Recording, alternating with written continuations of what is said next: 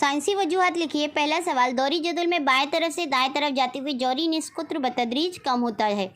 एक दौर में बाएं से दाएं तरफ जाते हुए जौहरी निस्कुत्र कैसा होता है? बतदरीज कम होता जाता है और जौहरी अदद में एक एक का इजाफा होता है, यानी मरकज़े में मस्बत बरक़ी बार में भी एक एक का इजाफा होता जाता है।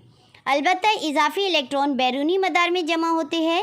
मरकज़े में इजाफी मस्बत बरक़ी बार की वजह से इलेक्ट्रॉन मरकज़े की तरफ ज़्यादा क़ुव्वत से खींचे चले जाते हैं, जिसकी वजह से जौहर की जसामत कम हो जाती है, यानी जौहरी निस्कुत्र कम हो जाता है।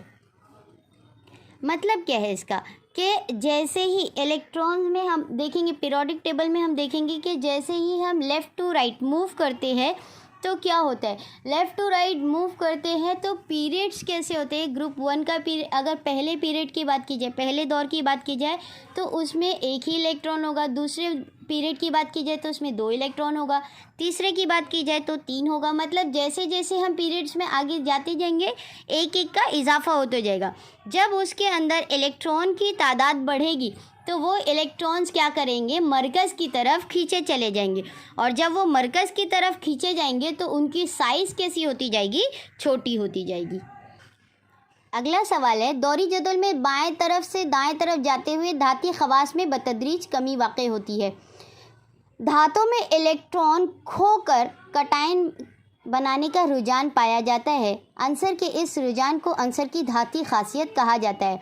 इलेक्ट्रॉन खोकर जो पॉजिटिवली या निगेटिवली चार्ज इलेक्ट्रॉन डोनेट करने के बाद या इलेक्ट्रॉन एक्सेप्ट करने के बाद जो उनके ऊपर चार्ज आता है, तो यहाँ पर धात क्या करता है, अपने इलेक्ट्रॉन लूज़ कर देता है, अपने इलेक्ट्रॉन दे देता है, जिसकी वजह से वो क्या बन जाता है, कैटायन बन जाता है। अंसर की इसी खासियत को क्या कहलाती, ये क्या कहते हैं, अंसर की धाती खासियत कहलाती है।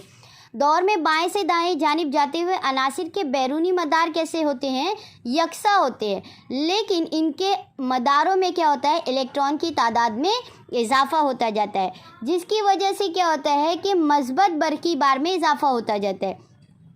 इसकी वजह से जौहर में इलेक्ट्रॉन खोने के रुझान में क्या हो जाती है, कमी आ जाती है। जौहरी निस्कुत्र क्या होता जाता है, उसका कम होता जाता है, यानी पॉजिटिविटी क्या हो जाती है, उसके अंदर कम हो जाती है। इस तरह दौर में बाएं से दाएं जानिब जाते हुए धाती खुसूसियात कम हो जाती है।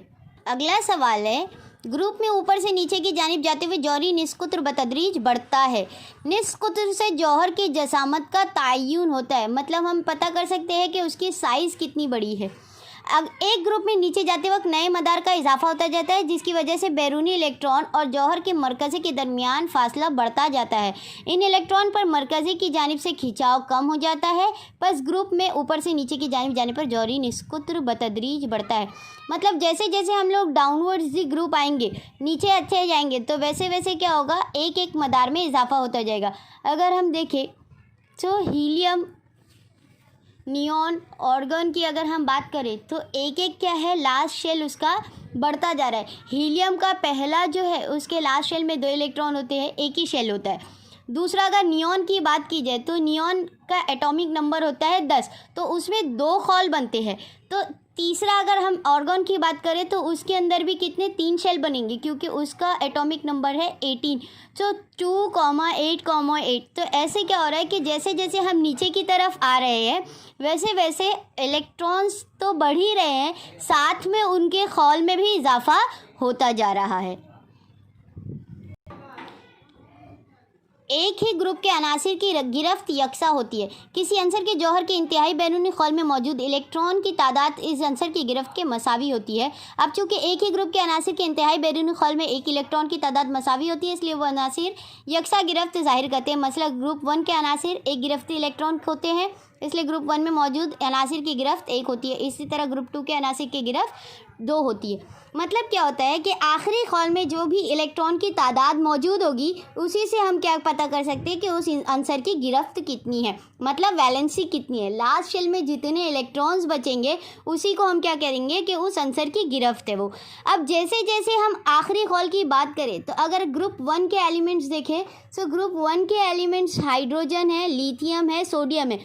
अगर ग्रुप 1 के आखिरी कॉल में देखा जाए तो हाइड्रोजन के आखिरी कॉल में कितने इलेक्ट्रॉन्स होते हैं? एक इलेक्ट्रॉन।